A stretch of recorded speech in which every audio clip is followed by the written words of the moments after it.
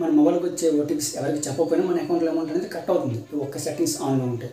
అది ఎలా ఆఫ్ చేయాలో చెప్తాను. ఇప్పుడు ఈ వీడియో లైక్ చేసుకొని ఛానల్ సబ్స్క్రైబ్ చేసుకోండి. ఫోన్పే, గూగుల్ పే లాంటి యాప్స్ లాగిన్ అవ్వాలన్నా ఓటీపీ కావాలి.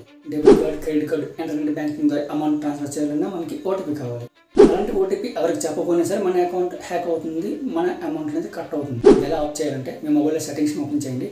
అక్కడ పెర్మిషన్ అని టైప్ చేయండి.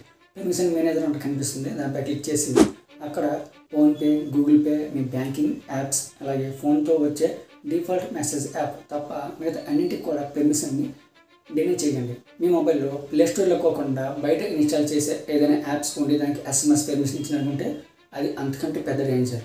వెంటనే దానికి ఎస్ఎంఎస్ పెర్మిషన్ని డిలే చేయండి. ఇప్పుడు మీ అకౌంట్ అనేది హ్యాక్ అయ్యే అవకాశమే లేదు. అసలు ఈ ఓటీపీస్తో మన బ్యాంక్ అకౌంట్స్ ఎలా హ్యాక్ చేస్తారనేది ఒక రియల్ ఇన్సిడెంట్స్ అనేది ఫుల్ వీడియో చేశాను. డిస్క్రిప్షన్లో లింక్ ఉంటుంది, లింక్ పై క్లిక్ చేసి ఫుల్ వీడియో అనేది చూడండి.